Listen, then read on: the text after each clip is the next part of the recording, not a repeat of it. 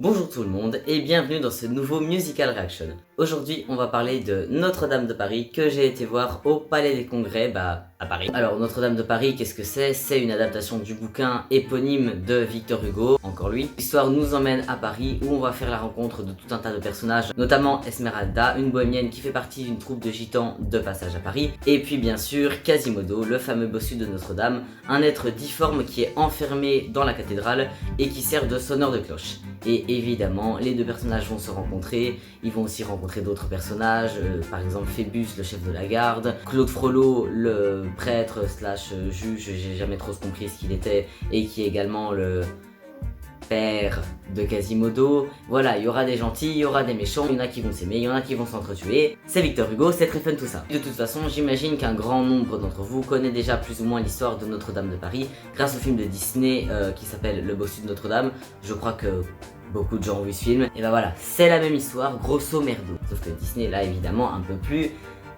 Disneyfié quoi. Voilà. On va pas s'étaler, parlons de la pièce, mais pas de la pièce de manière générale, ça ce sera pour le musical review qui doit absolument être fait dessus, c'est prévu. Parlons du coup de la version des 25 ans que j'ai été voir en décembre et janvier 2023 et 2024 du coup parce que j'ai été la voir deux fois. Une fois où j'étais très loin parce que le Palais des Congrès c'est immense et quand c'est haut t'as vraiment l'impression d'être au milieu de nulle part. Et une fois plus près, c'était bien parce que plus près je pouvais plus voir les visages des acteurs etc. Et la première fois que j'ai été la voir j'avais une très bonne vision d'ensemble du plateau et ça c'était bien surtout parce qu'il y a des mises en scène qui sont incroyables et qui offrent des tableaux globaux de ouf. Mais je m'étais dit ouais je suis quand même vachement loin quoi. Et puis une fois tout près je me suis rendu compte que finalement des passages qui m'avaient plus marqué la première fois m'ont moins marqué là. Bon je l'avais déjà vu aussi mais j'ai l'impression que quand t'es loin, le fait de voir le truc dans sa globalité vu les mises en scène de taré qu'il y a, au final c'est pas du tout une mauvaise chose. Donc voilà, deux expériences très bonnes. Mais soit, j'arrête de raconter ma vie et sans plus tarder passons à la pièce. On va commencer par les chansons, je vais pas les analyser toutes en tant que telles parce que c'était les mêmes chansons qu'il y a dans la version de base et la version de base comme je l'ai déjà dit c'est pas pour cette vidéo-ci. Donc on va surtout parler des interprétations qui étaient globalement bonnes hein. Évidemment il y avait que des voix de taré, surtout la voix de Quasimodo. Alors mais il avait une voix de dingue, il avait vraiment une voix de dingue. Voilà, sinon tout le monde chantait très bien, il y a certaines interprétations dont personnellement j'étais pas très fan mais je pouvais pas m'empêcher de comparer avec l'original non plus en même temps. Ce ne sont que mes goûts personnels et il n'y a pas de truc à ce niveau là qui était globalement mauvais à proprement parler. Après on a aussi le jeu d'acteur, faut savoir que c'est une pièce où comme dans Elisabeth par exemple ça chante tout le temps. Il n'y a pas un seul dialogue parlé et c'est plus compliqué de juger le jeu d'acteur de quelqu'un quand il chante que quand il parle. Je veux dire, si quelqu'un joue mal en parlant, globalement ça se voit tout de suite. Si quelqu'un joue mal en chantant, c'est beaucoup plus subtil et difficile à remarquer. Enfin ça saute pas aux yeux quand quelqu'un joue mal quand il chante, sauf si vraiment le gars il va fort. À ce niveau là, globalement c'était pas mal joué. Il y a quand même des personnages où à certains moments j'étais pas très convaincu. Je disais que j'avais été la voir deux fois, le casting était pas exactement le même d'une représentation à l'autre. Je sais que par exemple Esmeralda, la deuxième fois que j'ai été la voir donc en janvier, elle m'a un petit peu moins convaincu au niveau du jeu quand elle chantait que la première. Mais bon, voilà, loin de dire qu'elle jouait mal non plus, on est quand même sur du haut niveau. Mais bon, c'est pour chipoter. Et voilà, il y a certains moments où... bof. Je vais aussi un petit peu m'attarder sur les techniques vocales, plus que dire « Ah lui, il beltait bien et du coup c'était beau ». Non, on va pas parler de ça, je suis pas prof de chant. Mais il faut savoir que la mise en scène, comme je disais, elle est dingue. Et il y a beaucoup de trucs de la pièce qui se passent à plusieurs mètres du sol. Voilà, pour x ou y raison, il y a beaucoup de moments où les comédiens se retrouvent en l'air. Que ce soit pendus sur une poutre, accrochés à un mur, que sais-je. Et dans tous ces moments-là, les comédiens chantaient et ils chantaient mais super bien, ils tremblaient pas un seul instant, ils avaient l'air tranquilles alors qu'ils étaient pas dans une position naturelle et ils chantaient toujours mais avec une justesse et une émotion mais de dingue. Donc là franchement c'était la performance était impressionnante, notamment Quasimodo. Alors je disais qu'il avait une voix de dingue mais il faut savoir que c'est Quasimodo et il marche toujours avec les genoux pliés, le dos voûté et chanter bien quand t'es tout tordu c'est pas forcément évident et le gars mais il le faisait mais parfait, juste parfait. Ou alors il y avait un autre passage où toujours Quasimodo il était accroché à une roue, que des personnages s'amusaient à tourner dans un sens, dans l'autre, à le faire tourner la tête à l'envers. Et le gars il continue à chanter, comme si tout était normal. Mais d'accord monsieur, excusez-moi. Enfin bref, voilà, vraiment bluffant. Sur ce, puisque j'en ai parlé, passons maintenant à la mise en scène. Alors je disais qu'il y avait pas mal de trucs qui se passaient où les comédiens étaient suspendus en l'air. À ce niveau-là, il y a une scène qui m'a vraiment marqué. C'est une scène où Quasimodo chante une chanson sur ses cloches. Et à ce moment-là, ils ont eu la super idée de mettre 3 cloches sur scène qui montent petit à petit, mais là où est la super idée, c'est que à l'intérieur de la cloche, il y avait une barre métallique, ce qui faisait que du coup, il y avait 3 danseurs qui faisaient du trapèze littéralement sur les cloches, voilà, comme si c'était eux le... Comment ça s'appelle la partie à l'intérieur d'une cloche qui résonne sur les parois? Bref, ils faisaient office de ça, et du coup on voyait ces cloches qui se balançaient de gauche à droite pendant qu'il y avait eux là sur leur trapèze pendus. Voir ça c'est juste giga impressionnant, mais ce qui est surtout putain d'impressionnant, c'est que quand t'es en l'air et que tu fais littéralement levier en te balançant sur un truc, contrôler la synchronicité du balancement par rapport aux autres gars qui font ça, c'est même pas que c'est pas évident, c'est que c'est quasiment impossible. Après ça, j'imagine que c'est un petit peu aléatoire d'une représentation à l'autre, mais en tout cas la première fois que je l'ai vu, les cloches, elles étaient synchro. Vous voyez ces 3 cloches qui se balançaient de gauche à droite, mais les 3 exactement en même temps. C'est une dinguerie. Bon, je vais pas mentir, au bout d'un moment, ils ont fini par se désynchroniser, je crois que c'est plus ou moins inévitable, mais même désynchroniser, c'est impressionnant. Et alors, sachant que pendant tout le début, et qui est vraiment une grande partie, ils étaient exactement les 3 en même temps, franchement, c'est juste bluffant. La suite c'est encore mieux, parce qu'il y a les cloches qui se posent au sol, puis les danseurs ils font quoi? Ils ont décidé que le trapèze c'était pas assez fun, du coup ils montent carrément sur la cloche. Alors je crois que la partie là d'une cloche, c'est pas ce qu'il y a de plus stable ni de plus pratique pour être debout, Et eux ils se balançaient comme ça, debout au-dessus des cloches. Et encore une fois pareil, synchronicité de dingue. Et ce qui m'a le plus impressionné avec ça, outre la synchronicité, c'est que putain mais ça doit faire peur de faire ça, combien même ils étaient attachés. Autant quand t'es en dessous de la cloche, la cloche fait comme ça et tu pars avec comme ça, ok. Mais quand t'es au-dessus, ton corps il a beau être droit, la cloche elle part comme ça. Je sais pas si j'explique très bien le truc. Ça c'est le bonhomme, ça c'est la cloche. Il va comme ça, et au fur et à mesure qu'il se balance, la cloche va de plus en plus comme ça, et lui il doit essayer de rester debout. Alors que la cloche, elle vit sa vie quoi, ça fait peur, ça fait peur. Soit je vais pas parler des cloches plus longtemps, là je vais m'attarder sur the élément de mise en scène de la pièce, le mur du fond. Tous ceux qui ont vu la pièce sauront à quel point ce mur du fond est emblématique. Le mur du fond, il est un petit peu là tout le temps pour toutes les pièces, et il représente soit l'extérieur de la cathédrale, soit l'intérieur de la cathédrale, soit parfois juste d'autres bâtiments, si ce qui se passe dans la scène le requiert. Et ce mur est extrêmement pratique parce que c'est pas qu'un simple mur, derrière il y a des échafaudages ou quelque chose qui s'y apparente j'imagine, puisque à certains moments il y a certaines parties du mur, donc il était composé de sortes de rectangles qui chacun évoquaient des briques des murs, logique.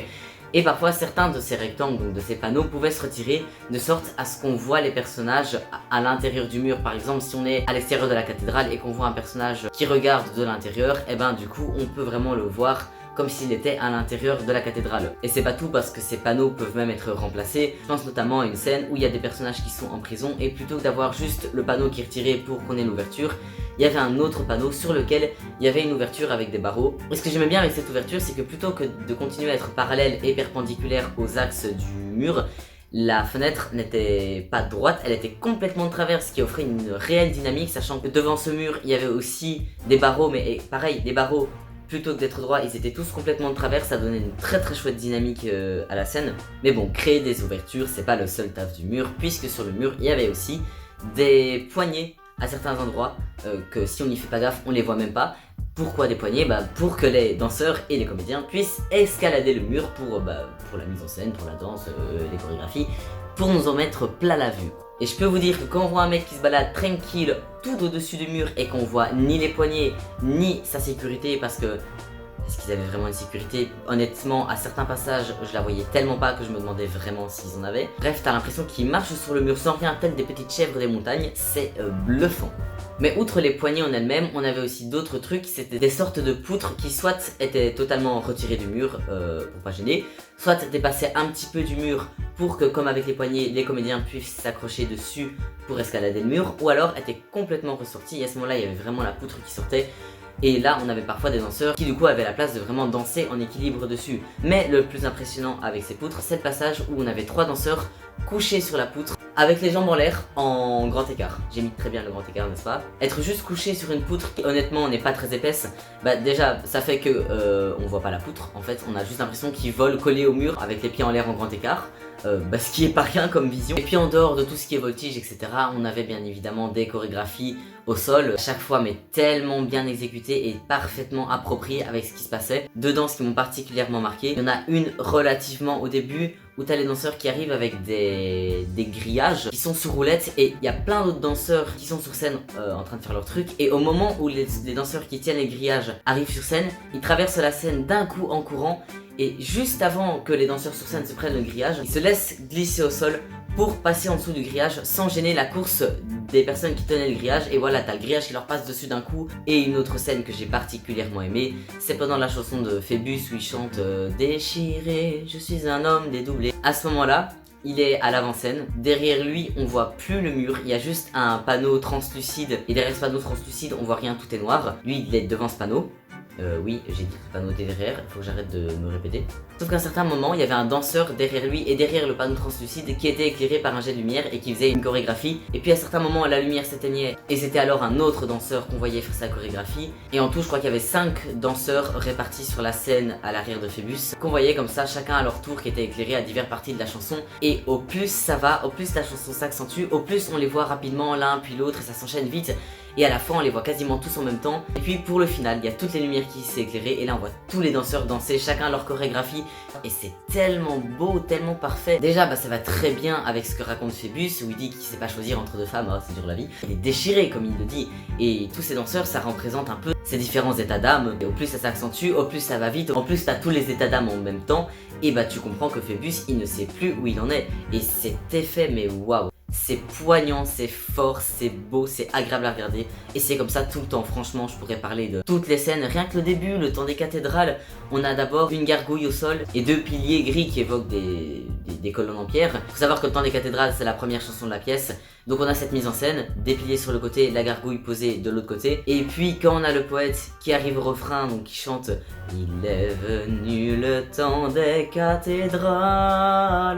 C'est un moment très fort là, la chanson elle pète et t'es là waouh c'est trop beau ce qui se passe. Bah à ce moment là t'as d'une part les piliers qui s'avancent, d'autre part la gargouille attachée à des chaînes qui est soulevée à plusieurs mètres du sol pour finir par être posé sur l'un des piliers, comme si on était en train d'assister à la construction de la cathédrale. Et avec ça le gars qui pète le temps des cathédrales, enfin bref c'est trop beau, c'est trop beau. Et vraiment je pourrais m'attarder comme ça sur toutes les scènes, mais on n'a pas envie que la vidéo dure 3 heures. Du coup on va passer à la suite, le point costume. Honnêtement bah comme d'habitude hein, vous commencez à l'avoir l'habitude, j'ai pas grand chose à dire sur les costumes. Ils étaient pas vraiment différents de ceux de la version originale. Ils étaient très beaux en eux-mêmes. Ils correspondaient bien avec les acteurs, ce qu'ils faisaient, etc. Leur rôle, bah, par exemple Esmeralda, qui est tout le temps, j'allais dire souvent, mais en fait non, elle est tout le temps en train de danser et de tournicoter, etc. Et bah du coup sa robe principale c'est une robe relativement fluide avec des beaux volants, et ce qui fait que quand elle tourne, bah voilà, ça vole bien. Idem pour tous les danseurs, leur tenue, leur perruque, l'esthétique des costumes.